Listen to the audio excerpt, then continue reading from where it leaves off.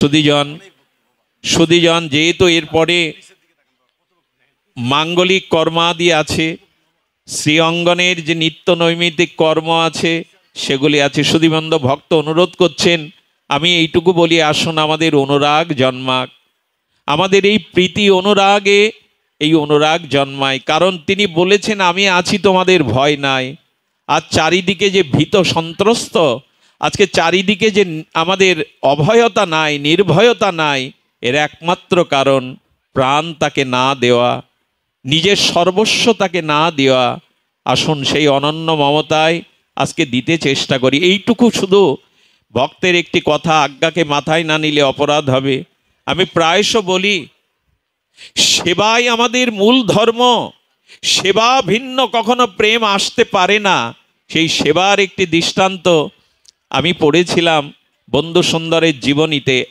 একটা অনুরোধ করি আপনাদের, একটা অনুরোধ আপনাদের কাছে, একটা নিবেদন করি, আসুন আমরা একটু সেবায় ব্রতী হই। আপনাদের মনে আছে, আমার চরিত্রটা স্মরণ নেই, বাবা হয়তো বলবেন, আপনাদের মহারাজ বলবেন, বন্ধু সুন্দরের একজন সেবক ছিলেন, আপনারা জানেন, আমি নামটা মনে করতে পারছি না। সেই মহারাজ প্রভুকে সেবা দিতে দিতে বন্ধু সুন্দর একদিন সেবার থালি সামনে থাকলেও বন্ধু সুন্দর সেবা নেননি। এমনি করে 2 দিন 3 দিন অতিবাহিত হলো। বন্ধু সুন্দর যখন সেবা নিলেন না, তখন এক প্রিয় ভক্তকেই নিবেদন করছেন, আমার সেবা কেন বন্ধু সুন্দর গ্রহণ করছে না? বলেন, জানো কেন?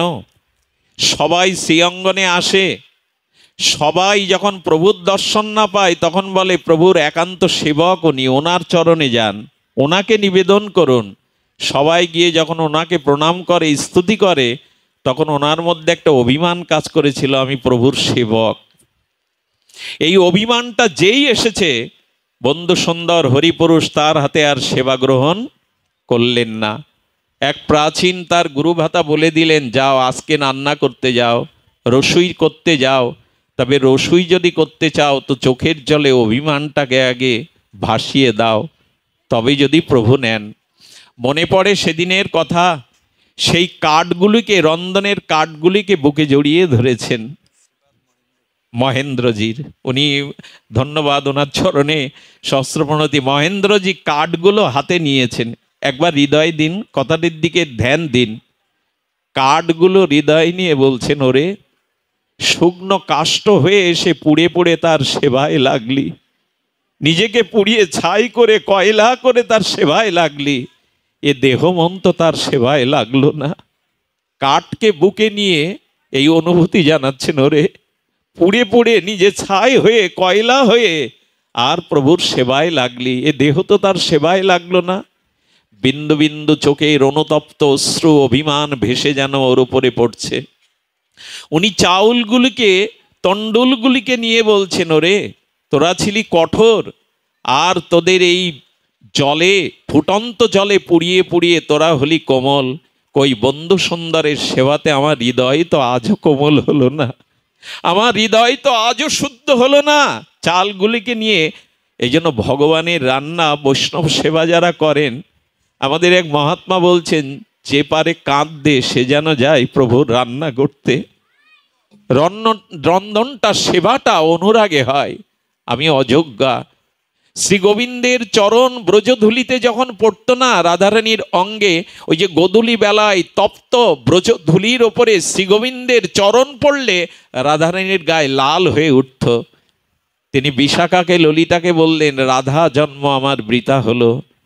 ললিতা, আজ যদি পদ্ম হয়ে জন্মাতে পারতাম, প্রভু যেখানে যেখানে তার রাতুল চরণ বিন্যাস করছেন, ওখানে পদ্মের পাপড়ি হয়ে তার চরণটাকে ধারণ করতাম। এ রাধা ধর্ম ঝিক যে তার চরণের তাপকে প্রশমিত করতে পারছি না, এই তো সেবা।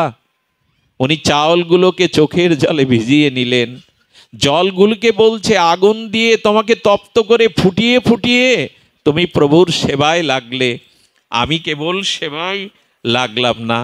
মহেন্দ্রজি এমনি করে প্রাণের অনুরাগে যখন রন্ধন করে বন্ধু সুন্দরের সম্মুখে দিয়েছেন, তখন প্রসন্ন বদনে প্রভু সেই প্রসাদ বদনে তুলে নিলেন। আমাদের যেন অভিমান না আসে, আমি সেবক, এই অভিমান যেন আমাদের মধ্যে না আসে। আর বন্ধু সুন্দরের সেই সত্য সুন্দরের পূজারী হতে বলেছিলেন, মনে পড়ে আমাদের এই 84 লক্ষ জীব নিচয়ের মধ্যে মনুষ্য শরীরটাকেই শ্রেষ্ঠ বলা হয়েছে, যা দেব দুর্লভ। আচ্ছা, দেবতারা যদি পুণ্যকর্মের দ্বারা, পূর্ণের দ্বারা, সুকৃতির দ্বারা মানুষ হওয়ার যোগ্য হতো, তাহলে তারা প্রার্থনা করতো না। দেবতারাও প্রার্থনা করে মুকুন্দ সেবার জন্যই দুর্লভ সর্বশ্রেষ্ঠ মনুষ্য তনু পাওয়া, কিন্তু দেবতারাও পায়নি। সেই 84 লক্ষ জীব নিচয়ের অন্যতম শ্রেষ্ঠ ভজনযোগ্য বিবেক প্রধান, জ্ঞান প্রধান এই দেহ পেয়ে আজ বন্ধু সুন্দরের সেবা হলো না, হরি নামে রুচি হলো না, তো আমাদের কি হবে মনে আছে?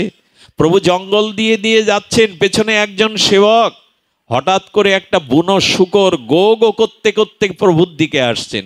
সেবক মনে করছে বনের শূকর বাঘের থেকে হিংস্র হয়, বন্ধু সুন্দরের চরণে এসে শূকরটা প্রণত হয়ে গেল। কি করছে জানেন? গো গো করে তার অনুভববেদ্য ভাষায় বন্ধু সুন্দরের চোখে বিন্দু বিন্দু চোখের জল ফেটছে শূকরটা। সেবক দূরে দাঁড়িয়ে দাঁড়িয়ে দেখছেন, আর প্রেমময় অপূর্ব রূপময় প্রভুর চরণকে শূকর চিনল, কিন্তু আমরা চিনলাম না। শূকরটা গো গো করে তার অনুভববেদ্য ভাষায় যেন কি নিবেদন করছে। প্রভু মস্তকে হাত বুলিয়ে দিলেন, কি যেন আশীর্বাদ করলেন, তা বোঝবার ভাষা আমাদের কোথায়? লীলাময় লীলা করতে এসেছেন হরিপুরুষ রূপে। কিছু দূর চলে গেলে তার একান্ত সেবককে বলেছিলেন, ও কিছুদিন আশ্রিত হয়ে হরিনাম করেছিল, ভজন করেছিল, কিন্তু ভজনের মাঝে অনাথ এসে পর স্ত্রীর প্রতি ওর লালসা জাগিয়ে দেয়, আর মৃত্যুর সময় ওই চিন্তায় তার এই ভোগজনের কারণ। প্রভু আপনার চরণে কি বিড় করে বলল, গো গো করে কি নিবেদন করলো? কি নিবেদন করলো জানেন? প্রভু আর একবার সুযোগ দাও, আর একটিবার সুযোগ দাও। মনুষ্য জন্ম যদি এবার পায় আর ভুল করব না, আর ভজন থেকে বিপদে যাব না, আরেকটি বার সুযোগ দাও। এই জন্ম হারিয়ে বসলে আমরা আর পাবো না এই দুর্লভ ভজনযোগ্য বিবেক প্রধান, জ্ঞান প্রধান মনুষ্য জন্মের সার্থকতা, তার চরণ সেবার। আসুন আমরা আজ থেকে এই গোধূলি বেলায় এইটুকু প্রতিজ্ঞা করি। বাইরে তাকিয়ে দেখুন, পশ্চিম দিগন্তে আবির রঙে সূর্য অস্ত যাচ্ছে। ও যেন একটা বার্তা দিতে দিতে বলতে বলতে যাচ্ছে, আমি দিনমণি সারাদিন আলো প্রকাশ করে জগৎকে প্রকাশিত করে আমি অস্ত যাচ্ছি। তোমার জীবন সূর্যও তো অস্তগামী, কখন তোমার আয়ু সূর্য অস্ত যাবে তুমি জানো না, তাই তুমিও জগৎকে আলো ছড়াও।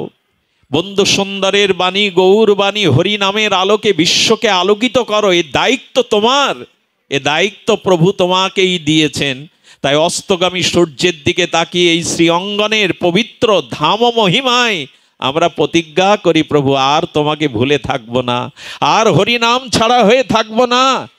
তস্মাৎ সর্বেষ কালেশ মামনুষ্যর, যেন তোমাকে স্মরণ করতে করতেই এ জীবন অতিবাহিত হয়।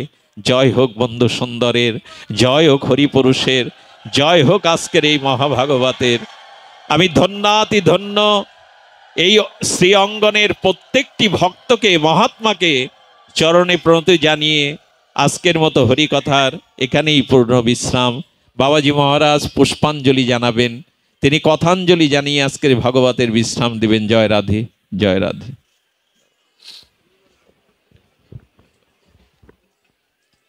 জয় নিতাই, জয় নিতাই, জয় গৌর। সমাগত ভক্ত সজ্জন মণ্ডলী, আমরা এতক্ষণ সে মহাপ্রেম সমুদ্রে প্রেমময় ভগবানের প্রেমামৃত আস্বাদনে মত্ত ছিলাম। বাবাজি মহারাজের সে অপূর্ব কণ্ঠে ভাগবতীয় কথা শ্রবণ করে আমরা ধন্যাতিধন্য হয়েছি। তাই আমি একটি কথা বলবো, তার সমস্ত কথামৃতের সার হলো সে হরিনাম। প্রভু জগৎবন্ধু সুন্দর বলছেন, হরিনাম লবাই আর অন্য গতি নাই, হের প্রলয় এলবাই, যদি সৃষ্টি রাখবাই হরিনাম প্রচার করো। একটু ধৈর্য ধরুন, 5 মিনিট সময়। বাবা বসুন, আপনার কৃপা করুন। বাবাজি মহারাজের অন্তিম পুষ্পাঞ্জলি কথাঞ্জলি কৃপা করে শ্রবণ করুন। 2-5 মিনিট আপনারা একটু ধৈর্য ধরুন। প্রভু জগৎবন্ধু সুন্দরের এ শ্রীদাম শ্রী অঙ্গনেরই কথা আপনারা অনেকে জানেন। বিশ্ববরেণ্য দার্শনিক ডক্টর শ্রীমন মহানামব্রত ব্রহ্মচারীজির কথা। তিনি যখন বিশ্ব বিজয় করে এসেছেন, দ্বারে দ্বারে নরে নরে গিয়ে ভাগবতীয় কথা, ভগবানের কথা তিনি শুনিয়েছেন জগৎবাসীকে। তিনি একবার দীক্ষা দিয়েছেন এ বন্ধুকুণ্ডের অপর পাশে এক পরিবারকে। তার নাম হলো প্রফুল্লচন্দ্র বিশ্বাস। তার ছোট্ট একটি কন্যা ছিল 8 বৎসরের। ওই কন্যাটিও দীক্ষা নিয়েছেন। তাই ওই কন্যাটি দীক্ষা নেওয়ার পর তার জীবনে অনেক বড় পরিবর্তন। কি জানেন, প্রতিদিন সে বাগান থেকে ফুল চয়ন করে 2টি মালা রচনা করতেন। একটি গুরু মহানামব্রত ব্রহ্মচারীর গলায় পড়াতেন, আর একটি তিনি এই প্রেমময় প্রভু বন্ধু সুন্দরের চরণে নিবেদন করতেন। তা ঝড় বৃষ্টি তুফান কোনো কিছুই তার বাধক হতো না। যতই ঝড় হোক বৃষ্টি হোক সে মালা 2টি নিয়ে শ্রী অঙ্গনে চলে আসতেন সেবা পাওয়ার লালসায়। তাই একদিন ও ছোট্ট কুসুমের কলেরা হয়েছে। 7 দিন হয়ে গেল, ডাক্তার বলে দিয়েছেন আজকেই ওই কুসুমের হয়তো অন্তিম রাত্র। আপনারা জানেন তৎকালীন চিকিৎসা বিজ্ঞান ততটা উন্নত ছিল না।